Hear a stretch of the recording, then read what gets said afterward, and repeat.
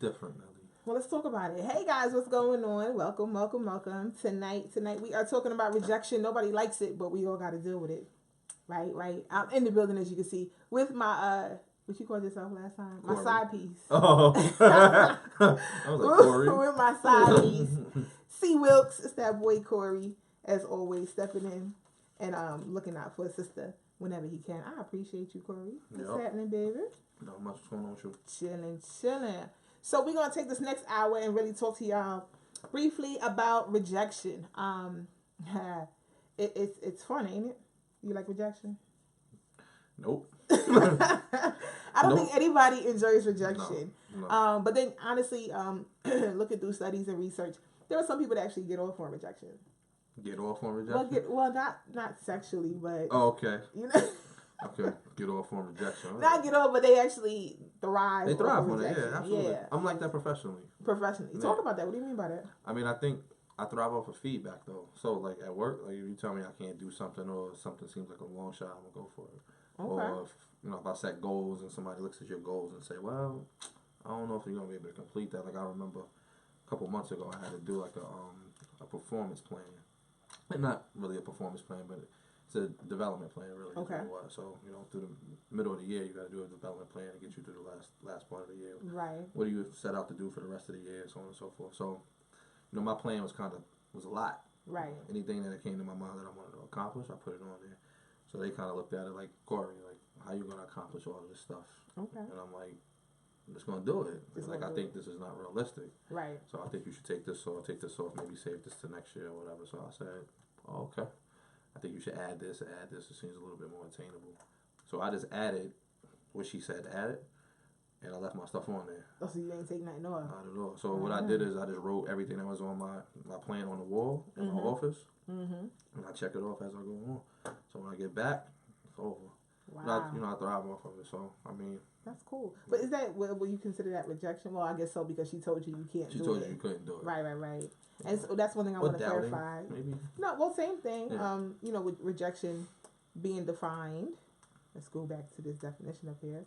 Of course, the pushing away, the act of someone pushing away or dismissing. Right. An idea, a proposal. So yeah, to some degree, it's definitely rejection.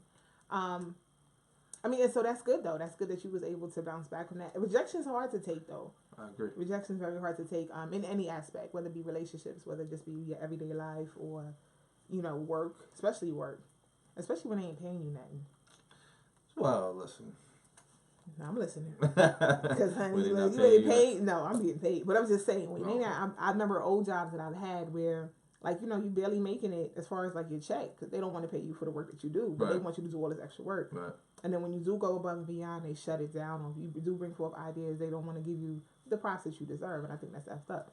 Well, I used to tell myself, you work now for the check you want later at the end of the day. Let me write that down. That's nice. That's good. And I can say for myself that, I had to do that. Mm-hmm. You know what I mean? So when I started out with my job now, I've been there, 15 years. Okay. Last month. But, the first part of the road was rough. Right. Right. Looked at me and told me that I didn't even have the job. Like, I was there and I started, and they said, we didn't really hire you. It's a long story, but wow. 15 years later, you still there. I'm still there. And you had to sacrifice from the money that I was making to the money I'm making now. So, it's all about where you seek your motivation and where you put your focus and put that chip on your shoulder. Sometimes the chip on your shoulder is a good thing. The rejection chip used to stay here for a long time, and everybody that felt like they was rejecting me when it came to professionally, I just made sure that I rubbed it in their face. Came back. Yeah, it was, paying back for success. Right. Cash your credit.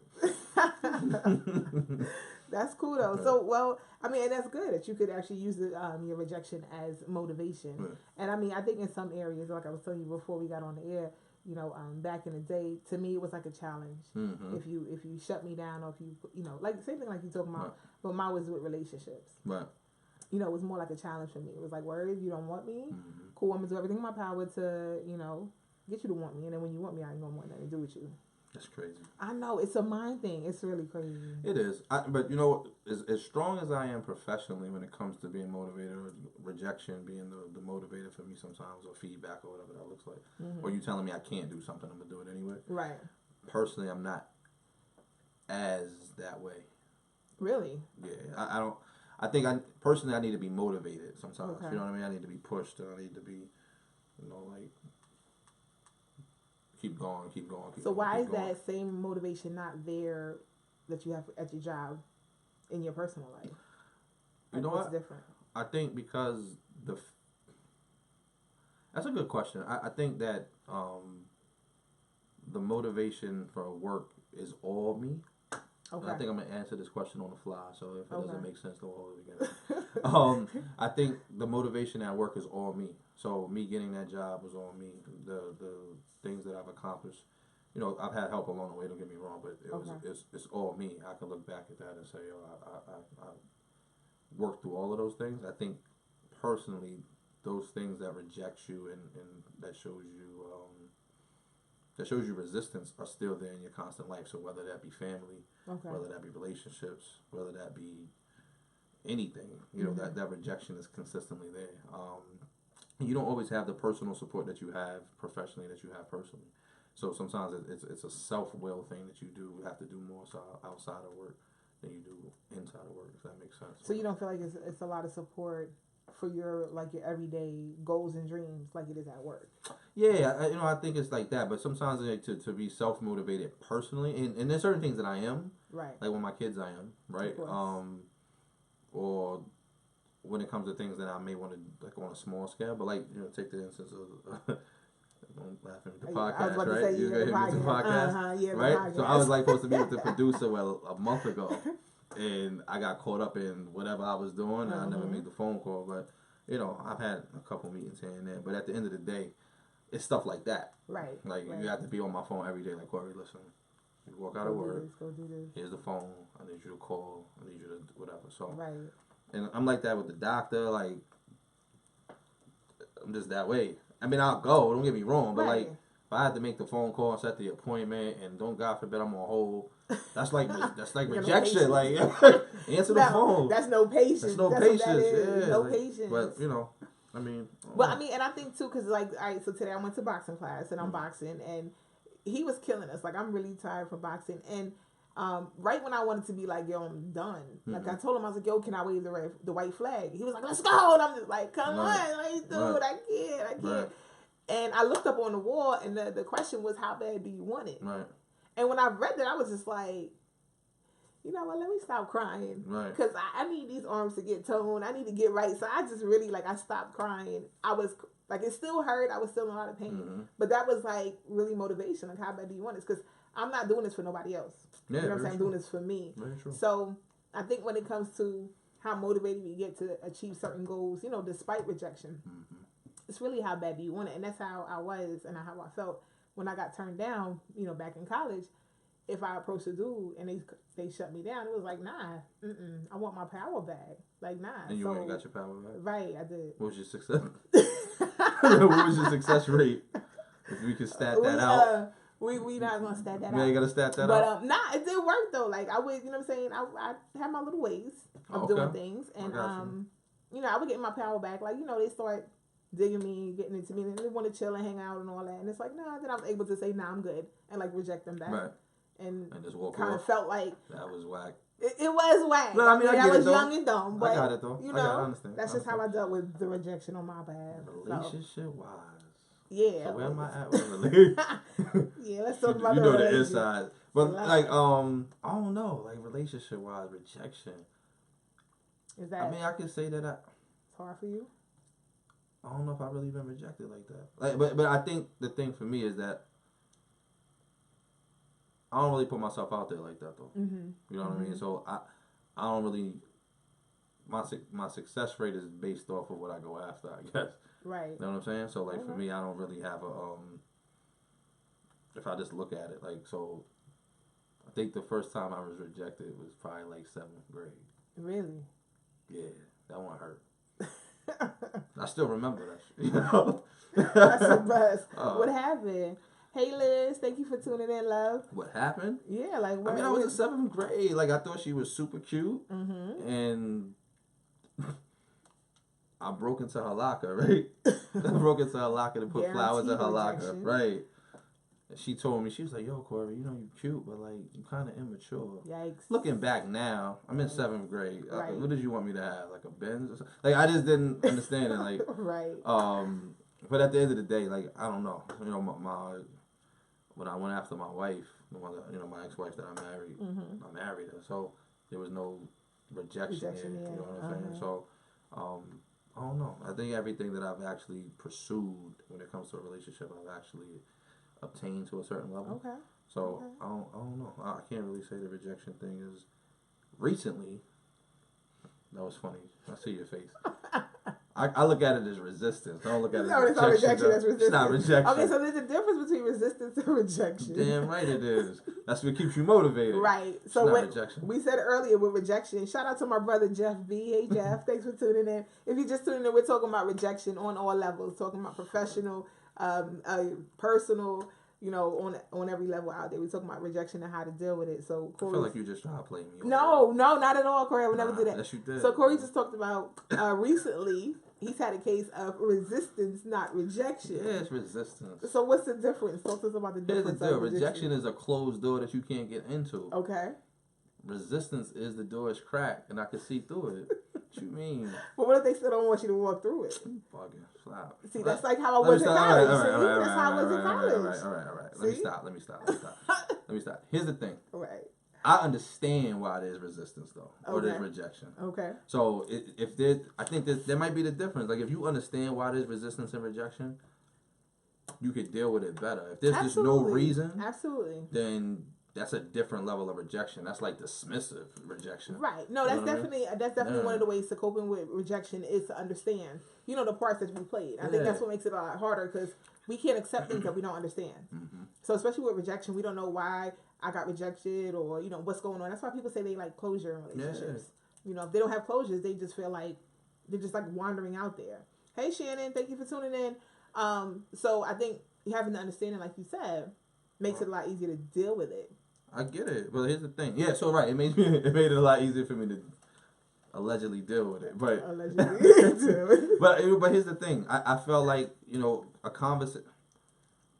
rejection and all of that is one conversation away from being resolved. And so for me, that's with anything though. I feel like that if you're ready to level up and have a conversation about, but your objective has to be to fix it or to move past it. It can't be like I'm just showing up to argue with you. So to move past it doesn't necessarily mean to resolve, meaning or reconcile. Yeah. Doesn't necessarily mean we're gonna go back to you know, but it depends on what my goal is though. If my goal is to move past it, then I'm going to shoot my shot. Right. But what if her goal is to move past it, reconcile, but not reconcile, but move past it and not.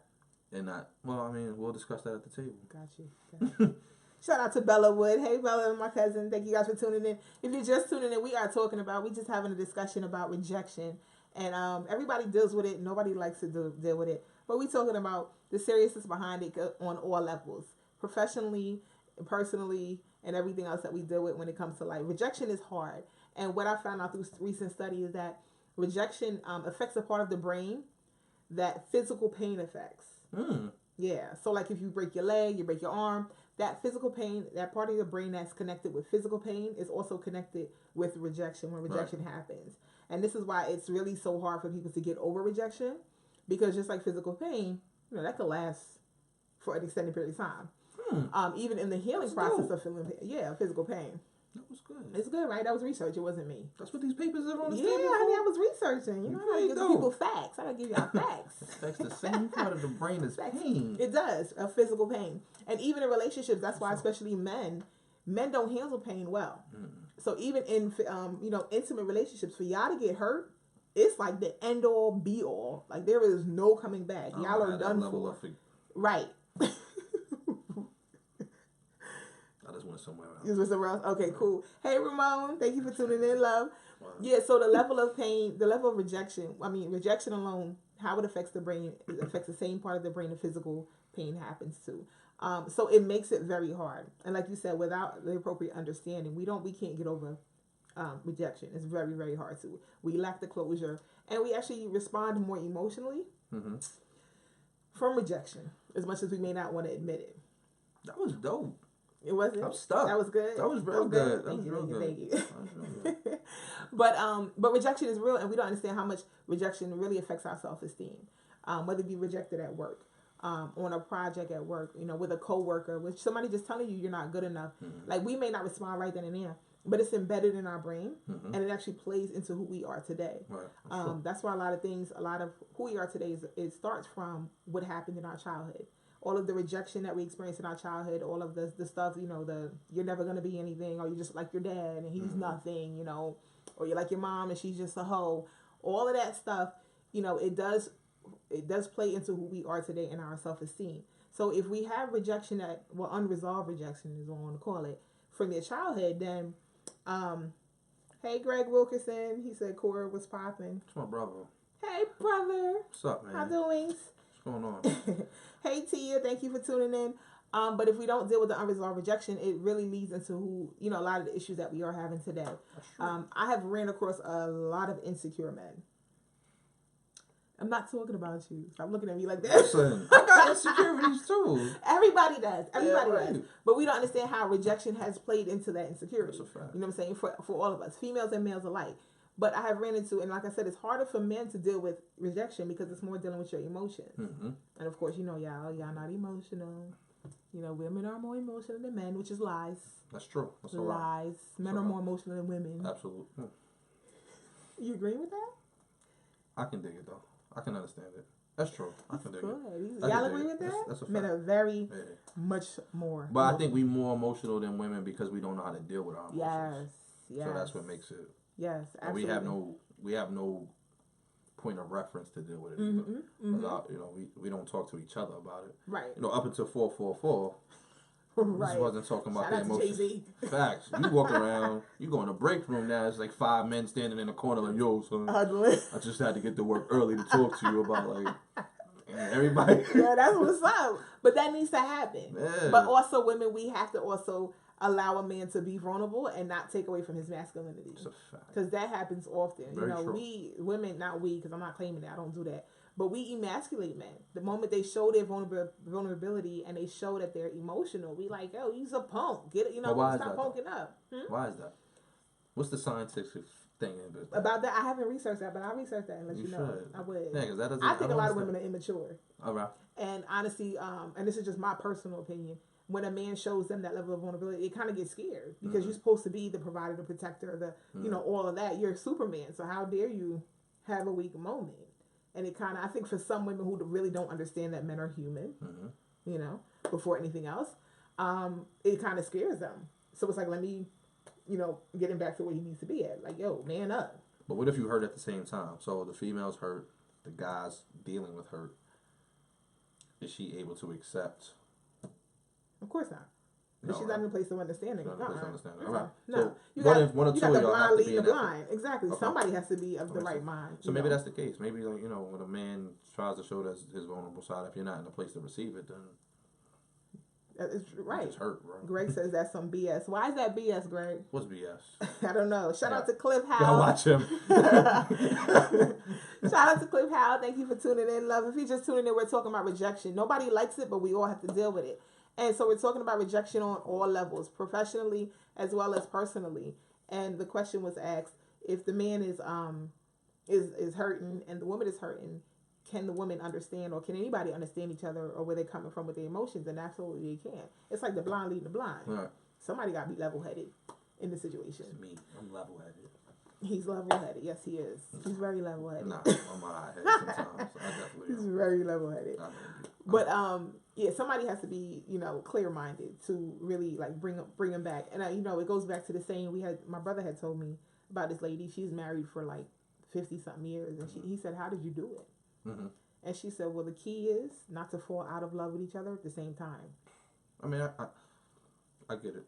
Yeah, I mean, so again, not at the same time, because if we both do it, then there's no success of coming back. We need each other to pick each other up in a relationship. That's true. So if we both dealing with rejection and hurt and dysfunction, who's going to be there to kind of bring you back? Does it depend on the topic though? I mean, it depends on whatever's going on. It's a case by case matter because we both can't be dealing with the same exact hurt at the same exact time and think that something positive is going to come out of that. Right. Like, there got to be somebody there. You go see a mediator or pastor, judge, somebody.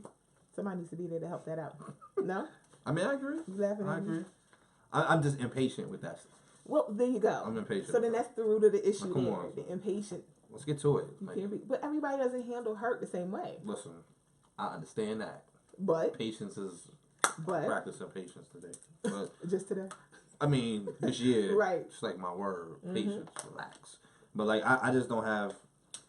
I have a short window. Like, all right, so I get it. This is what the issue was. Not move past it, but let's deal with it and move forward. Yeah. There's progress. Like, yeah. I mean, and that's great. I mean, but like you said earlier, everybody has to be on that same page. Everybody doesn't heal at the same time. It's true. And you have to want to heal. You have to want to move forward because we can stay in that rut and say, well, I need more time to get over my rejection or whatever. And you're really not helping yourself move forward. You're just like wallowing in it. And that makes it worse. Me, no, not you. On the low, like I feel like you. I'm not. It's cool though. No, cool. You I'm getting not. me back from the other day? No. Oh yeah, you did get me the other day. No, I'm not. I'm just saying in general. Hey, Ms. Danita, thank you for tuning in.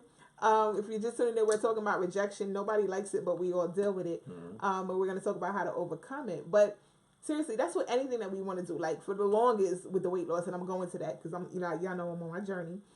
I've been saying I don't want to be fat no more, but I'm still sitting there eating burgers and French fries and all of that. But I'm saying I don't want to be fat. Okay. So it doesn't change until I say, okay, I make up my mind to want to get out of that. That's true. And then I start doing something about it. So that's the same thing with relationships and, overcoming your rejection. You have to be ready to get out of it. It's not going to be easy. You're going to want to quit, but you got to put the work in. That's true. And that's just what it got to come down to. Shout out to Monique Perry. Thank you for tuning in, love. Rejection is never easy, but knowing how to limit the psychological damage it inflicts and how to rebuild your self-esteem when it happens will help you recover sooner and move on with confidence. What? No, go ahead. Why you laughing? What happened? Because I just caught your side eye. But go ahead. Like, let's get back to these books you talking about. Shout out to Jen Toady. Hey, Jen. How are you, hun? Thanks for tuning in. I'm talking about dealing with rejection. Nobody likes it, but we all have to deal with it. So we're talking about rejection and the different things that we maybe experienced or even how to, and the things that we thrive off of. Because some people do thrive off of rejection. The more they get turned down is the more they keep pushing and keep going. But then that's a good way. It's a healthy way, as this one over here says, right? A strong people, mentally strong people, how they deal with rejection, they turn it into motivation. Oh yeah, and that's what you do. I am. I mean, but that's what I was saying. I'm more like that professionally than I am. But I can't say that either. Like I think there's certain aspects of my life that I'm very motivated in by rejection. Like what? I can't do what? I can't have what? Like okay. Right. Okay. Hey, April. Yeah, some people, they get rejected and their instant reaction or response is to isolate. They quit. They give up. They think, okay, because they said I can't do it, then I'm not going to do it. No. But that's where you got to take your power back. Right. Like we was talking about earlier. Right. Take my power back. Hey, Shannon. What's happening, Mama? Thank you for tuning in. Greg says you won't understand until both get the revelation of the purpose and assignment of why you're together. To be vulnerable is to have no fear of what might happen, but to love that person with everything you have. Of course, there is gonna be hurt, but if you know the hair of the person, it makes healing easier. Did I misread that? No. If you know the hair. Yeah, I mean, I get what he's saying. But to his point, I mean, you have to be able. Both of y'all have to be in the same. You have to have the same common goal, and it's gonna be hard. But at the end of the day, if your goal is to progress, and your goal is to get better, and your goal is to, be together, your goal is whatever that is, then that's what you go for, or actively working towards. Right. But you got to push each other. So it's back to your, the point your brother was saying. You can't fall out of love at the same time. Right. I gotta push you when you're not willing to go other smile and vice versa. So but it gets to a point where rejection is it. Like, all right, you ain't gonna keep smacking me too many times. Man. This is true. You're not gonna, it's I have a life to live. Like, and at the end of the day, who knows when you get that wake up call? Right. But sometimes rejection is sometimes God's way of saying it's time to go. Move to the next. It's true. You know, it's true. You're blocking the blessing I have for you because you stuck here. And, you know, we'll wait. Right. You know what I'm saying? So, right. I mean, I think... And we end up hurting ourselves absolutely. with that, you know. Definitely. Any other person, too. Absolutely. Okay, so it was heart. If you know the heart of the person, it makes healing easier. Thank you, Mel. Thank you, Greg. That's definitely good information. So I want to throw a question out there. Like you just said, when rejection becomes enough, like you gotta set some boundaries. When is enough enough? When you're in a relationship, when you're in a wholehearted, you know the person's heart. When is enough enough? When is enough enough? I honestly can't answer that question, and the reason why that is that you can sit here and say, I'm never going to deal with X, or I'm never going to deal with this. I remember this girl said to me one time a while ago. She says, "You'll never know what you're going to do, and you'll never know what you would do until you put in that situation." This is true. So there's no boundaries or there's no rules when it comes to love. Like I've seen relationships, and I'm like, yo, I don't know how the hell he deals with that, or she deals with X. Right. Then you find yourself in the same situation, and you're like, I ain't really pulled a plug yet. Right. You know what I'm saying? Like, then you go in your little cocoon and all, but at the end of the day, there's no rules. I think you just know when you know. Right. You just know when you know. Follow the heart. Man. Follow the heart. It says here the greatest damage rejection causes is usually self-inflicted. So it's really not even so much of what the person is pushing away from you. It's what you gather from that psychologically after that initial turn down. Right. So that goes back to the self-esteem then at that point, because I think when you look about the mentally strong people, there's a level of rejection that you kind of expect going through life, even as a professional. Yeah, there's a level of rejection that we expect. But when it comes to love, I think our blinders are just all the way off, and then when it happens, we're caught by surprise. We're like, wait, what? What do you mean? Why is that? I mean, I agree. I think this year I discovered a lot. Like I discovered a lot about myself. Like I had to go talk to somebody about it, because I just realized that I had like an emotional instability when it came to relationships, and I didn't really understand where it came from. I just didn't get it. But like I sat down. The ladies, well, you're a professional, right? So I sat down and I just let off. Like I just said a lot, and she just sat back and she was like, "Yo, I've never had anybody come in here and talk the way that you talk. So much. She's seen you you're so self-aware. Right. You just got to move on what you feel like you should be moving on." So I realized that I used to always feel like love didn't come to me easy. I always had to fight for it. So dealing with rejection, as we call rejection, that's normal for me. So you're gonna reject it, I'm gonna overcome it, and then I'm gonna get it. Like, wow, okay. But that's period. So that's with family, that's with relationships, that's with whatever. So dealing with that level of rejection, or dealing with that level of resistance, was natural for me. I just felt it, right? So at the end of the day, I was gonna overcome it anyway, and that fueled me personally and professionally. Right. But to your point, how you grow up pushes everything else out, right? So for me, I took the same drive that I had, and I didn't realize where it came from. I really didn't until I went to counseling. So I realized it happened when I was younger. You know what I'm saying? So once you overcome all of that, and I don't know if you ever really overcome it. I just think you find ways to deal with it and cope with it and push past it. Right? And then as you push your way through life, you have people that are going to be able to help you go through it and be able to talk you through it and not judge you and understand it. Right. But you got, the biggest thing, the other word for me this year is this: being honest. Like, there's no need to lie. Like, for what? Like, that's my word, living your truth. Because at the end of the day, people really don't care. Yeah. Like they just don't care. They care for the 30 seconds that is out, or that is not out, and then at the end of the day, they just move on with life. Everybody gonna have something to say regardless. So just do absolutely, what you gotta do, absolutely. So. Hey Dana, thank you for tuning in, love. We're talking about rejection. Nobody likes it, but we all deal with it. It's a lot easier. Again, we expect rejection to some degree in our professional lives, but why, when it comes to our love life, we're taken by total surprise.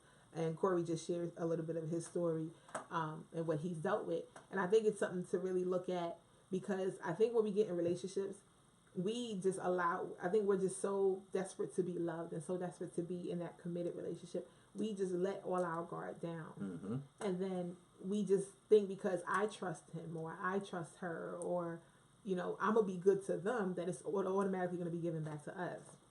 And then when it doesn't happen, now we're like, yeah.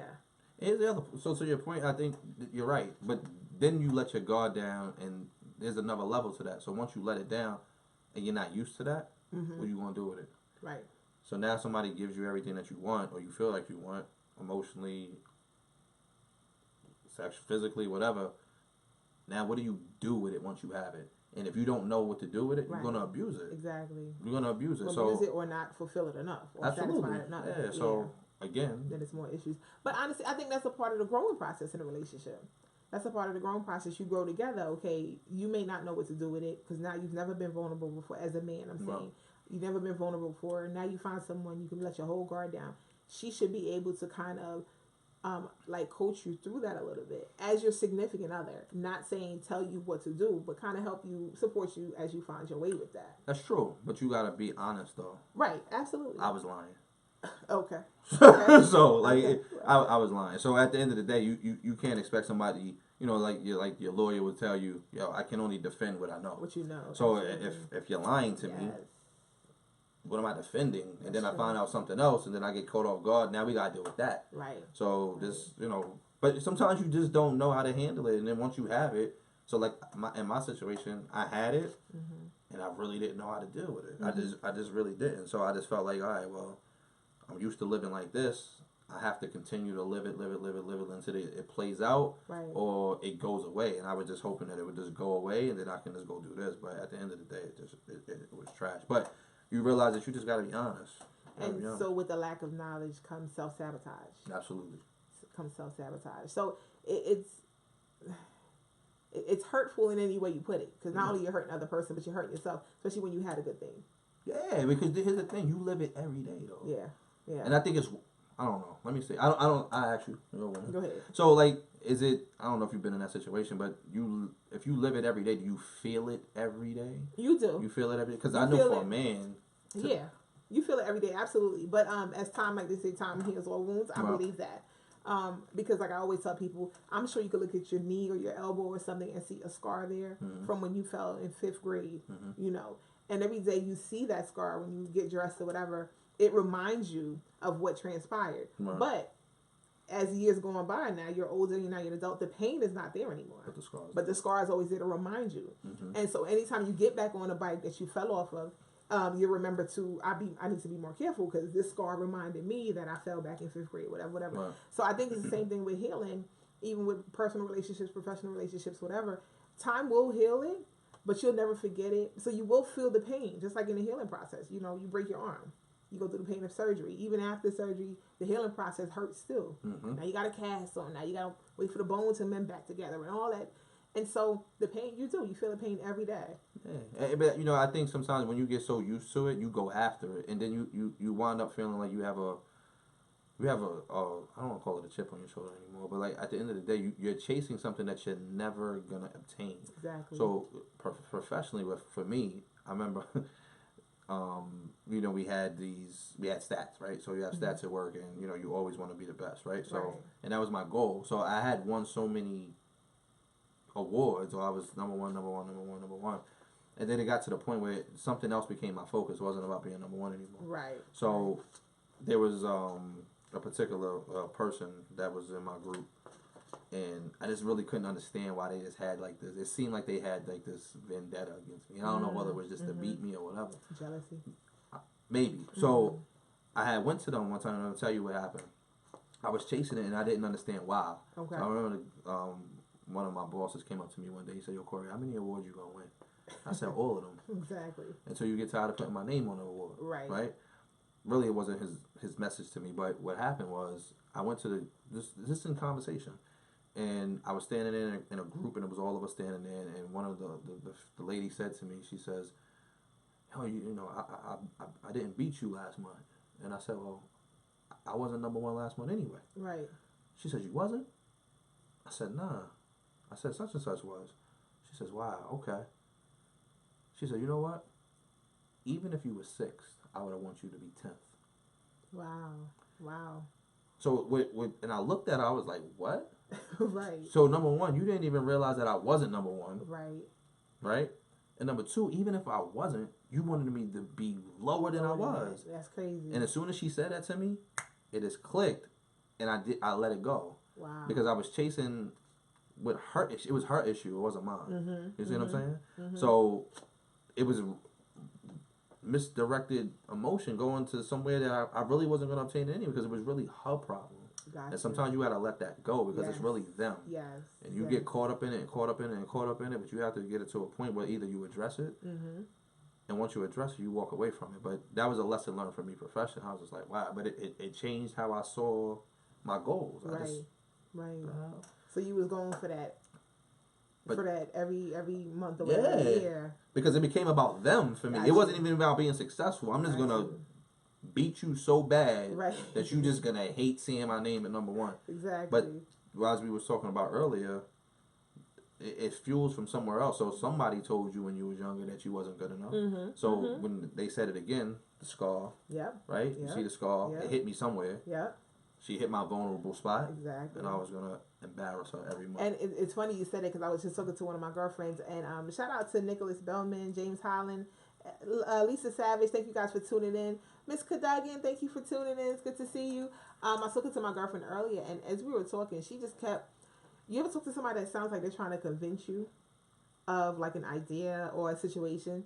But I know her well enough where I'm like, why are you trying to convince yourself? And she's like, no, I'm not. I'm just telling you, Nelly. And I'm like, nah, you sound like you're trying to convince yourself. Right. Not convince me. It's like you're trying to convince yourself. Right. And I know from her past, and we've talked about this, she's always had to prove herself.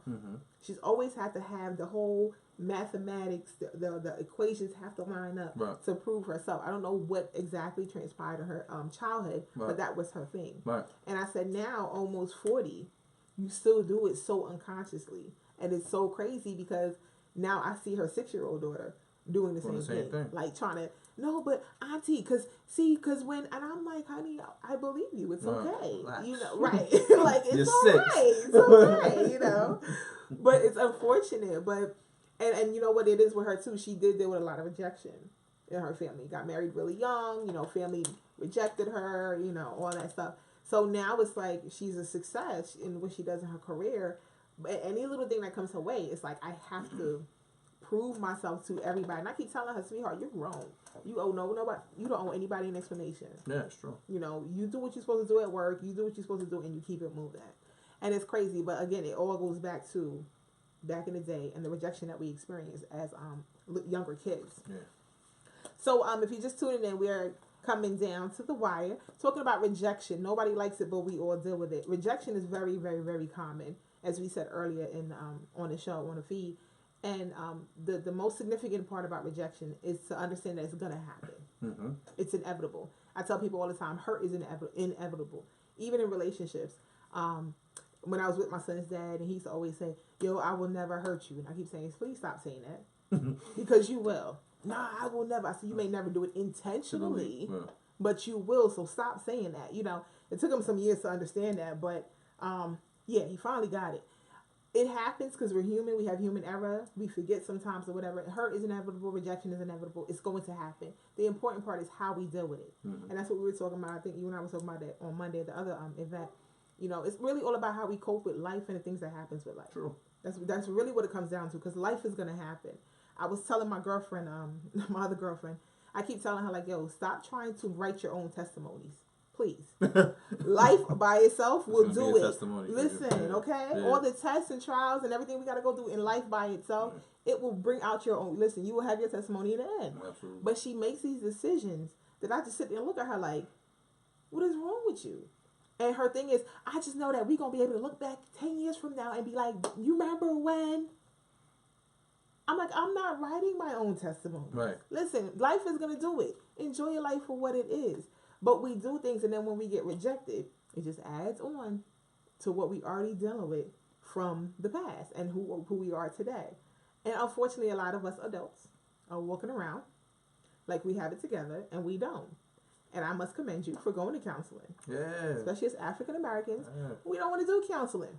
People of color, we don't want to do counseling because we feel like it doesn't work. I'm a therapist. I'm a psychotherapist. This is what we do. He's been to counseling. Does it work? Yeah, it works. So, like, very well. So, you know, I went and I think you just have to get tired. Like you have to get tired of either dealing with the same thing over and over, or maybe you're not tired. You just want to get better, right? Or you want the answer. So right. I just wanted the answer. Right. It was free, exactly. through work, and I just went. So by myself, nobody told me I had to go. Exactly. Nobody told me I should have went, and it was a good experience. You know what I mean? So I walked in and this lady. I didn't know how we were gonna relate. Exactly. She had to be like 78 years old. And I'm just looking at her like, all right, I counseled her out already. Right, exactly. Right? So most people do. When they come to therapy, they just counsel you out just for she what opened you the door. like. She was like, yeah. Corey? I was just like, yeah. Yes, my mom. Right. Okay? So I sat down, but it was one of the dopest conversations I had in a long time. And she really didn't even say a lot. Yes. You know what I mean? She just kind of listened, and she kind of asked a couple questions, and you kind of just get it to yourself. But it's a gratifying thing. The worst part about it is it's like 45 minutes, and at 46 minutes it's over. You know what I mean? Then you go outside with your chest ripped open, right. getting air to it, and it hurt. You know what I mean? You gotta drive home like that. But I went for like a couple sessions. I went for like 7 weeks. And that's good because you're supposed to go back and get, that's when you get patched back up. I went for like 7 weeks. So it was good though. Like I got a lot of answers, and here's the thing with you, sometimes you'll realize that you already have the answers. Yes. You already had the answers. The answers, I think God puts them in you already. Of course. So at the end of the day, the world may tell you that you don't, or you don't know, or this female, this guy will tell you that you don't have it, or you don't, they snatch your self-esteem from you. But, and I forget what the Bible verse was, but, there's no flaw in you. Mm-hmm. You're built for this. You know what I mean? So at the end of the day, I've realized it and I get it, and then you go back to correct your wrong. Yes. So I'm better for it today than I was last year, the year before that. So I think that I learned a lot. So just being honest with yourself and being honest with the people that you care about, that you love. And that's one of the hardest things to do is to, and I always quote William Shakespeare when, his famous quote is, above all else, to thine own self be true. Yeah. I quote that thing like it's scripture because it's so real. Oh yeah, you're going to hear it till I pass, honey. Because it's so true. It says above all else, above anything else that you do. Because I can't stress enough how much, even working in my field, how much you hear people, especially as African-American men, I'm the realest nigga you ever gonna meet. I hear that so much, but then you sitting in my office. Stop it. And it's like when your real is addressed, you clam up, So it's like, that's not being real. You have to address your issues. You have to really be open and be truthful to yourself. Something that you said about, the answers already being inside of you. I'm so glad you said that because it's so true. I was told, you know how you were always told growing up, trials come to make you strong. Mm-hmm. It's lies. Mm-hmm. And when I was like, I heard that, I was like, what you mean it's lies? No, it's not. It's not lies. Trials don't come to make you strong. Trials come to show you the strength that's already inside of you. Yeah. You know what I'm saying? And that's where we get it mixed up at. And that's where we have to really understand that all the answers we need is really already inside of us. My old pastor used to always speak, and he used to always say, hey, Marlena, shout out to you. Shout out to Solomon B. Thank you for tuning in. The bottle Shout, or even Dawn, the soap detergent. Yeah. All the powerful stuff is inside to cut the grease. But you can't just turn it over. Like, you got to squeeze it. Mm-hmm. And when rejection happens, when life happens, it's putting a squeeze on you to get the good stuff out. Because leave it up to us, we just not going to do it. We're not going to tap into the answers that we know is already there. So we need a squeeze sometime, and it's all right. So every time something bad happens, it's not always a bad thing. Does that make sense? Yeah, absolutely. Sometimes it forces us to have to, I've heard of situations where somebody's gotten fired, and it was just like, oh, my life is over, da-da-da. But then they were able to start their own business, and now they're millionaires. And it's like, well, what if you never got fired? Right. So we can't look at bad things happening as always a bad thing. Sometimes it's just a little squeeze to push us to our next level. But the other part, what I will say is that when you're in the test, and you feel like the test is a lot, it's coming back. Mm-hmm. Mm-hmm. It's coming back. So. Mm-hmm. And I think it's put that way to see how you deal with it now. Right. I agree. I agree. And I always think, when I always tell my friends, because a lot of my friends pray for patience, and I'll be like, honey, God bless you. Because the moment you pray for patience, all hell is going to break loose. Because it's already inside of you. So God is going to put a squeeze on you so your patience could come out. Right. That's why I don't pray for patience no more. No, I'm good. I'm good. I don't pray for no more patience, because every time you pray for patience, it's like all hell breaks loose. And you're like, what is going on? But it forces you to have to exercise patience. Yeah. So it's already there. I'm good. I already know it's there. I'm good. I don't need no more patience. I'm straight. Go ahead. You was going to say something? Nah, I ain't going to say need that spotter, yo. Like, Listen, it's coming though. Like, yeah. And I feel it. I'm like, here we go. But that's when you get your support system up. Yeah. You know what I mean? That's when you get the people you can trust, the people that could really be there and help you through those trying times, because that's really the only way you're gonna make it. That's and that's one of the ways of getting overcoming your rejection is having a positive support. We can't. It's a terrible thing when you're already going through stuff, and then you get with people that's going through stuff just as bad as you are, and it's like nobody is seeing the light at the end of the tunnel. It's like a whirlwind of just dysfunction, and it's terrible. So you get your positive people to rock with you and to support you, and it helps you out. The question I wanted to ask, because you said something else, and I heard this from TD Jakes, and I thought it was phenomenal. And he said, "What's wrong with you that better don't look good to you?" Listen. Not to you specifically. No. But he just I put was it gonna out say there. something. Go ahead, say but something. I ain't gonna say it. What? You don't dig TD Jakes? No, I do. No, it's not about TD Jakes. I agree. Okay. I was just gonna direct it to somebody, but I ain't.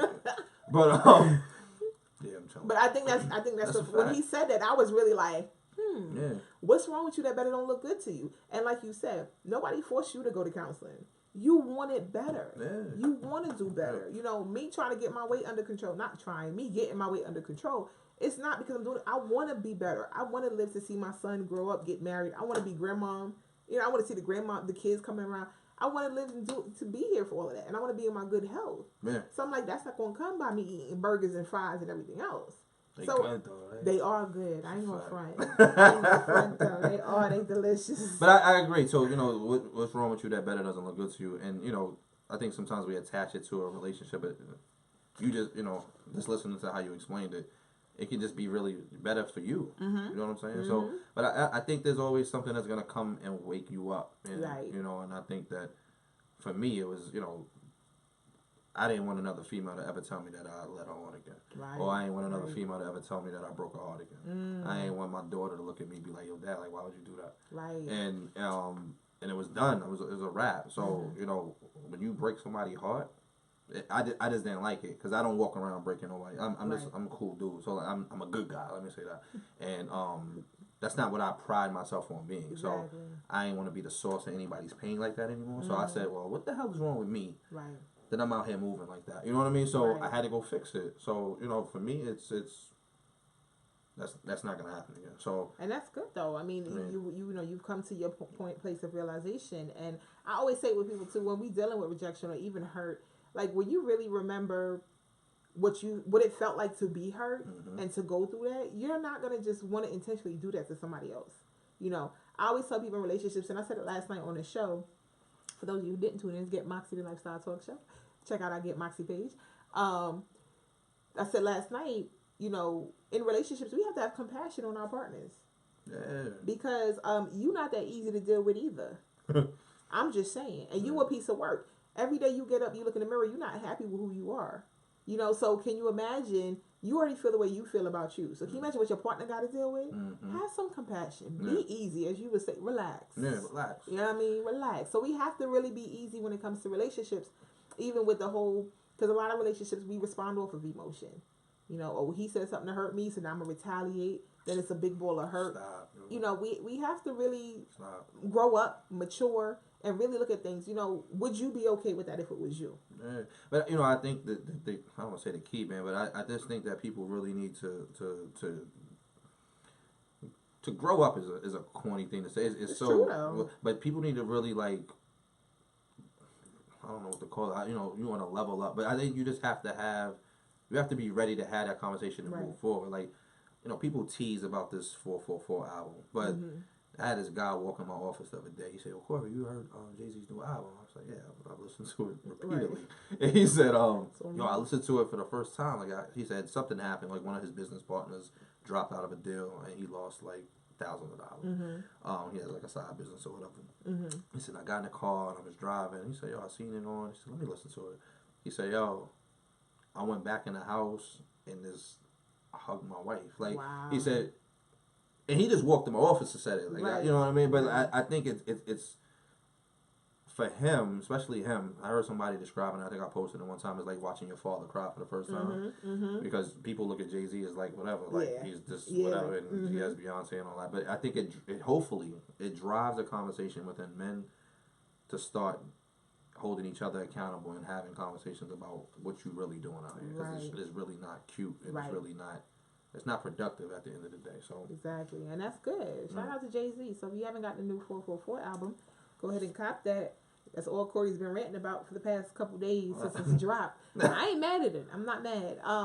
But what I really like about that, the clips that you sent me too, is that you don't see men being vulnerable. You don't hear the man's side. It's always the female side and the hurt that we experience and all of that. The most you'll get from a man is she's a 5, you know, or whatever, or she ain't nothing, no, she's a B. But you really don't hear a man's side. And the clips that you sent me, I was really like, wow, you know. So like, check it out for real. It's really good. It's really, really good. We'll go ahead and post it up. I'll post the ones that you sent me. So whoever wants to watch it, they can watch it. Really, really quick, let me give you a couple of tips before we wrap this up. Thank you guys who's still hanging in there and still watching this with us. I hope y'all are getting something out of this. I know I am. Every time I talk to this boy, I get something out of, you know, our conversation. So I appreciate you. For real. Tylenol reduces the emotional pain rejection elicits. So one way to help with your rejection, take a Tylenol. What? Sounds crazy, right? Tylenol? Like the actual medicine? Tylenol, yes. Take a Tylenol. I was about to and it's don't drink liquor. Don't go to drugs. Those are depressants. Alcohol are depressants. Especially alcohol. Alcohol is a depressant. Somebody said last night that weed is not a depressant, it's not a drug. Okay, cool. To each his own. But alcohol is a depressant. This is why people drink. And then first thing they do is start crying. Oh, my mom always told me I'd never be nothing. Okay, alcohol is a depressant. So if you already rejected, if you're already hurting, and you're dealing with stress, do not drink any alcohol. Take a Tylenol. Okay, studies have shown, it has been proven, that rejection mimics physical pain, right? Remember we said that. So researchers have given some participants, Tylenol and all of that, and it has reduced the level of pain that they feel. What? Yes. So Tylenol stock about to go up. Greg says, what the hell? I have a lot of Tylenol. Absolutely. Because remember I said earlier in the show that when you get rejected mentally, it affects the part of the brain that physical pain also affects. That's crazy. So when you get physical pain, what you do, you pop a pill or Tylenol or whatever. A Tylenol, not a pill. Well, yeah. Gotta watch Tylenol. These cats out here. Start popping perks. Right. Relax, be sleep. She rejected me and taking perks. Leaning out. Right, exactly. So that's one way to deal with your rejection.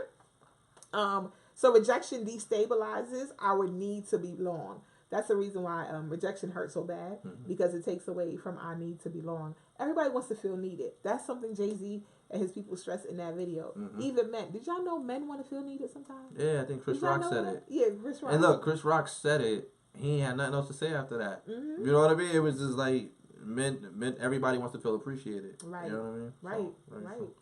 Men want to feel needed. I don't know if you knew that, ladies. But sometimes you want to, you know what I mean, let your man feel good. Let your man feel good sometimes. And not artificial feel good. Like, make you really feel good. Right. Exactly. You want to read that comment about? I think it was from Greg. Mine didn't pop up yet. He said, "Damn, Nelly, can I get an appointment?" Laughing my ass off. Just kidding. He ain't kidding. I'm speaking for my brother. He dead ass serious. Greg will schedule an appointment. Look, that's what men do though. That's what men do. Laugh it out loud. Right. Be mad, hurt. But wait, I said the same thing. Exactly. I said the same thing. Now I'm on the show.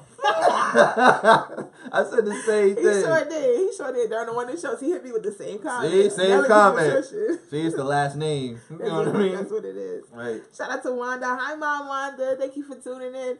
So yeah, rejection again. Everybody needs to feel needed. So even if you reject something, and we know rejection is going to happen, whether we like it or not, it's going to happen.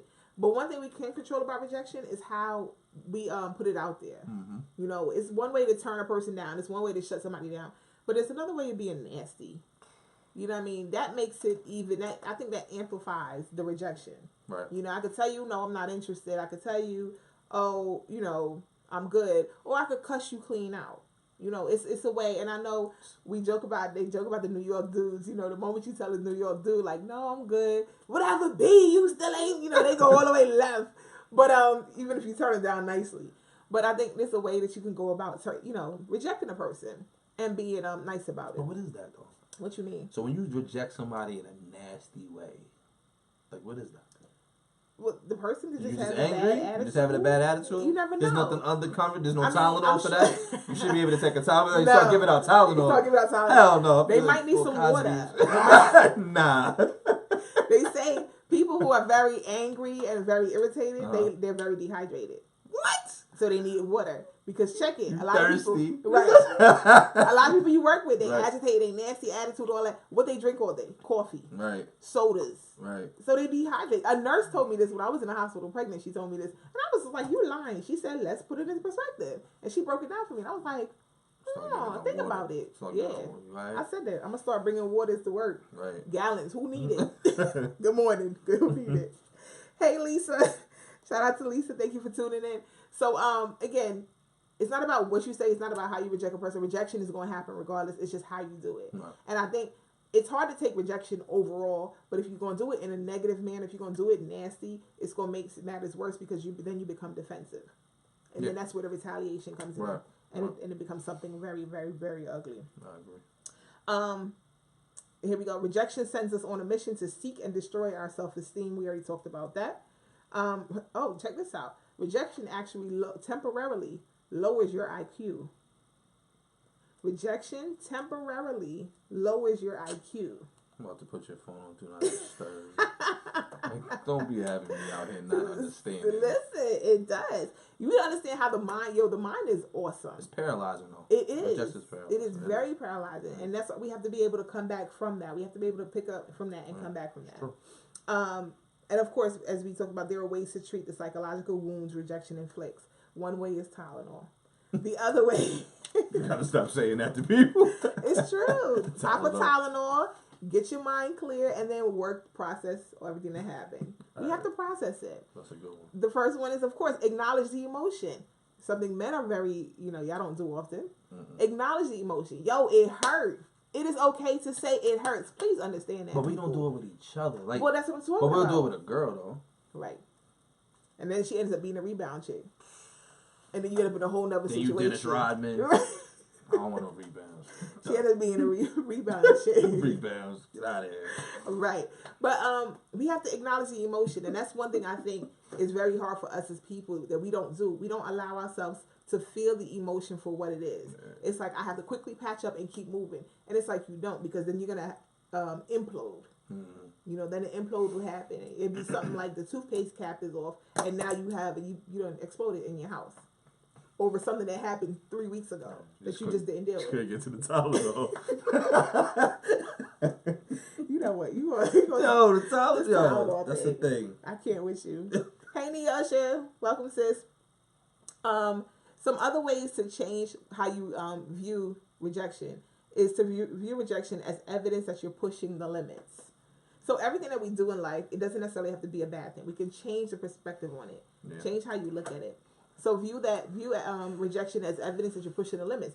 That you're not doing an everyday thing. Yeah, you may have gotten shut down for the project or the job, but at least you took that risk. You took that risk to say, hey, let me present this. And it got shut down, but you did something everybody else didn't do. So, we can just change your perspective on the rejection. It doesn't necessarily have to be a bad thing. Of course, treat yourself with compassion.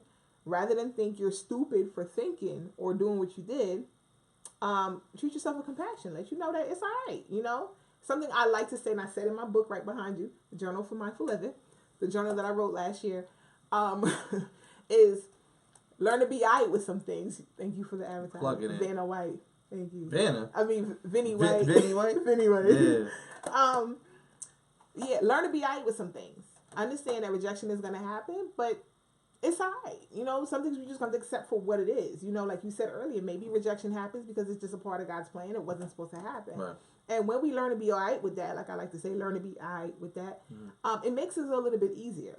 I think I was talking to my sister, and she just tuned in with us, and she was like, Nelly, it's just so hard for me to move on. It's only hard because you're trying to fight a battle that you're not going to win. Mm-hmm. Accept the truth about it, like you said earlier. Be all right with it, because realistically, again, something else I said in there, is that this is not the United States of you. Yeah. It's the United States of America. So that means things are not going to always go the way you think they should go. Yeah. But also inside of that, you have to try to trust the process, and but that's the painful part because we're impatient. And when you feel like you want what you want, your heart wants what it wants, or you want to reach out, you want to do this, you want to do that, but you have to trust the process, and everybody's process is different. Absolutely. You know what I'm saying? So. And that's another thing. I'm glad you said that. We have to stop comparing ourselves because that really hinders us. Like what your girlfriend is going through, what your guy friend is going through. It doesn't necessarily mean that your process is going to be the exact same. Right. I think we set ourselves up with that. Stop looking at people's social media and believing that everything that they post is real. Yes. Their relationships is real. Or garbage. They posting pics is real. Like, right. It's trash. Right. It does. It gives us a false sense of hope. Yeah. You're watching social media. And granted, we know social media is a huge influence nowadays. We do understand that. But it doesn't have to be. Not at all. You make it a huge influence. Right. My influence is Les Brown. I listen to him every morning. Right. Motivational speaker. He's awesome. Right. So you make it, again, you don't relinquish that power. Social media doesn't have to be your end all be all. Not at all. Your relationship is your relationship at the end of the day. And everybody on social media could care less. You know what I'm saying? So they're just going to go to the next headline or whatever like that. So live your life for you. Exactly. Yeah, exactly.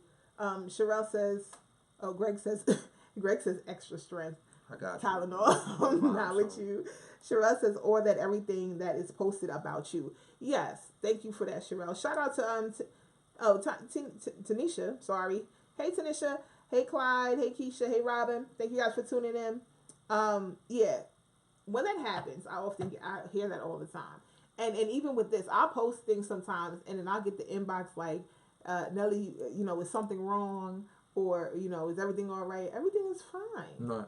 If I post something, it doesn't mean it's relating directly to me. It may just be a nice quote. It may just really be something that's influential. Somebody else is going through that I know about, and it reminds me of X. Yeah, exactly. Like we personalize a lot of things, but it's because we as human beings, we're always trying to find the answers. Mm-hmm. We're always looking for the answers to make life better than what it is. But we have to realize, like you said, everybody's process is not the same. Yeah. So if Corey's posting that he went on a 40-day fast and God came through for him in whatever way, that don't mean you go jump on a 40-day fast too. Yeah, you passed out somewhere. Exactly. Like we have to know what works for us. Everything is not for everybody. Even me with the weight loss. I've heard a lot of people come to me and, oh, Nelly, what are you doing? And when I tell them, they're like, oh, well, so how does that work? Well, it may not work for you. Right. That's okay. Well, how you do that and but it works for me. This is what's working for me. Figure out what works for you. It's cool. Right. Neosha said taking ownership where you went wrong is very important. And then knowing that you have full control over two things. What we accept and how much we give and invest into a person. What's her name? Neosha. Neosha?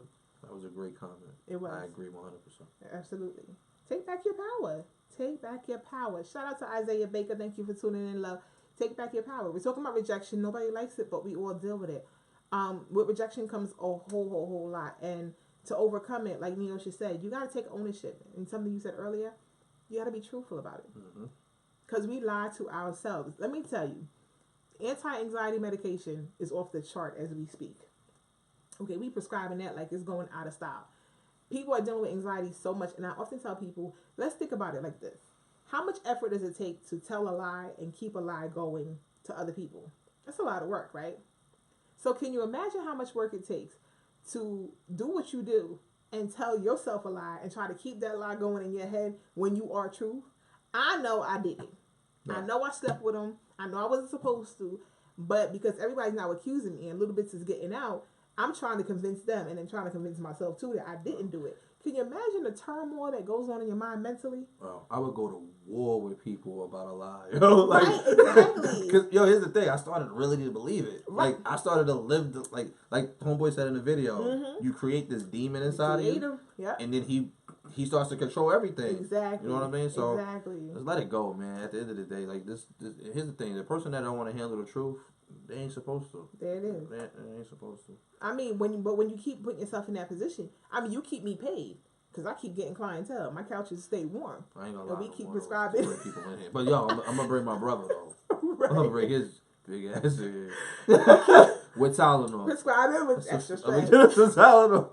We keep prescribing more anti-anxiety medication. And we take the anti-anxiety medication, and it does that much for you. Because the other part of it, you got to do the work, which is tell the truth. Right. Like you said, a lawyer could only defend what you tell them. Yeah. So we see the psychiatrist. They give you anti-anxiety medication. You see the therapist. I'm great. I'm fine. I took my pills. I'm great. But it don't work. They go hand in hand. I'm not a medication pusher, but it does work when needed. You know what I'm saying? So the medication does its part, but you still got to do the work. It's just like faith without works is dead. I was just about to say that. You see how that happened? That's what's up. Yeah, faith without works. Pills without work is dead. This the new movement to move with. Don't take no pills without work. You better relax. Pills without work is dead. God gonna get you. No. Nah, don't do that. No, but it's true because we have those saying, "Lord, I'm gonna be a millionaire," but you're sitting at home watching TV. Yeah. How's that gonna work? Go do something. Get your resume together. That's a fact. You know, you gotta. What is it? Start Start your podcast, Corey. What is it? 90% of preparation, 10% opportunity. If someone was to come to you right now and say, "I got 10,000, I want to give you. Where's your business plan? What's your business plan?" We'd all be sitting here like, "All right, so let me tell you, right? Let me get my other good phone. Let me find my iPad. Where's my notes?" We would miss our opportunity. Success is 90% preparation, 10% opportunity. You get opportunities 10% out of 100. Wow. We gotta be prepared. So opportunity can present itself, and we sitting here because we still stuck in rejection and we still stuck in emotions. And somebody's trying to give you the right opportunity to get your business off the ground, and you like, well, you gotta hold on because my girl had dumped me, and I'm in my feelings and all, whatever. Don't tell me no. We gotta be ready. We gotta be ready. Hey, Katina, thank you for tuning in, love. We wrapping this thing up. There we go. Refuse to let rejection define you. Refuse to let rejection define you. Or the situation. Yeah. Or the Same situation. thing? Absolutely. Okay. Rejection, hurt, whatever the situation. Absolutely. I always say in my book, my journal. I never knew you had a book. You know this stuff I'm learning about? I didn't know. I had no idea. You got a book? We'll talk off the air. All right. But anyway. You got a book. Like I always say, the power of decision is your own. True. Things are going to happen. You define how they're going to play a part in your life. I was always told, you put the people in your life where you want them. Mm-hmm. When I started to elevate, things started to happen for me in life, I have a lot of friends that I love. Not a lot. I have a handful that I call friends.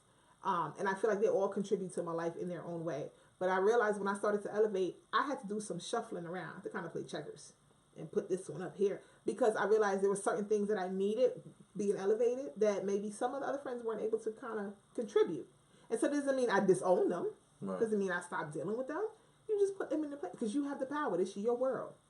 You determine that. That's true. Yeah. Very true. All right. Hey, Aunt B, thank you for tuning in. And then the last one is learn from your rejection.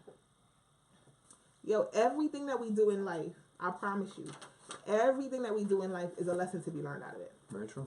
Good, bad, ugly, the indifferent, everything that you do in life, there's something to be learned out of it. This is the secret. The quicker you learn it is the quicker you get out of it. Yeah, and they stop testing you. Yeah. Absolutely. Yeah. I mean, it sounds simple, but we don't get it because we stay in stupid stuff. We stay going through what they call insanity, doing the same thing over and over, expecting a different result. Or you just never address it. Like sometimes you just gotta buckle down, address it, and face it head on. Like, right, and just be able to move on. That's how you're able to move on from it. We have to learn the lesson because apparently there's something that if you're going through something and you're going through it 1,000 times. Every 4 months, I'm going through the same thing. Every 4 months, my finances is jacked up. Every 6 months, it's the same exact thing. Well, apparently you're missing something.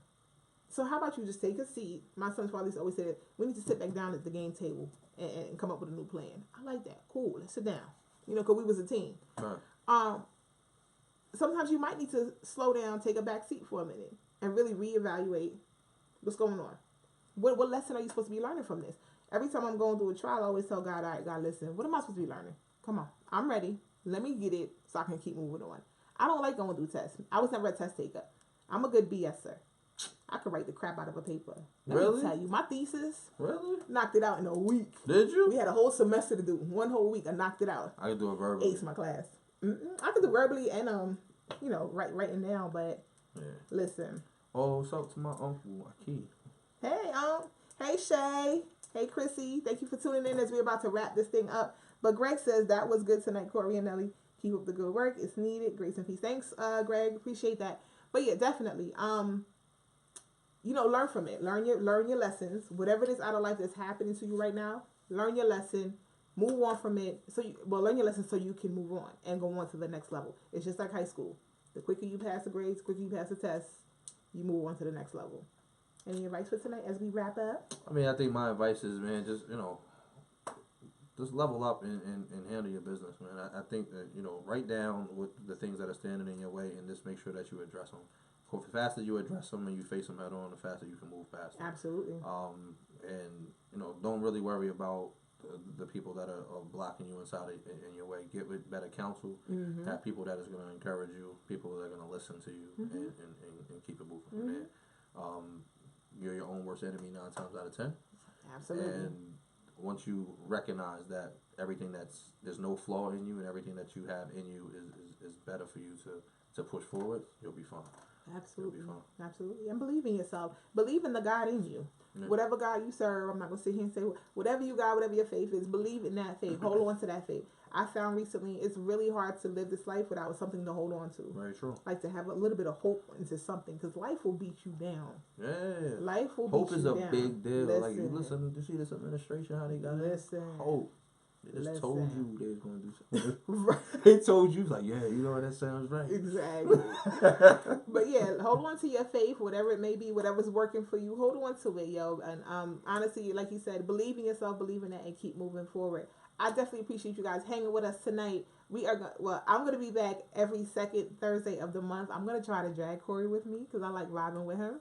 But we'll see how it goes. If not, I'll be here. Yeah, okay. What's the next topic? Ask them what they want the next topic to be, because depending on what they say the next topic is, well, I'm going to show up. Oh, God, here you go. He going to show up. But we'll be here every second Thursday of the month. I used to do my seminars out in Wilmington at the church location, mm-hmm. but I've started just doing it back here at the studio, getting more feedback from the Facebook feed rather than people showing up, and that's cool. The church, right? Because then when you added me, you came, you cut the church. They ain't want to be in the church right, yet. No, because you like, you know what? Set the church on fire. Corey, I'm doing outside the church first. No, it's God's not working. Working. No, it's the summertime. I don't know, people are out, so for them to have to come out to the to the venue, I don't want it to. So we'll be here next in August. The second Thursday of August, we'll be back here. It's supposed to be at 6 o'clock. We might start depending on what we got going on, but we'll be here.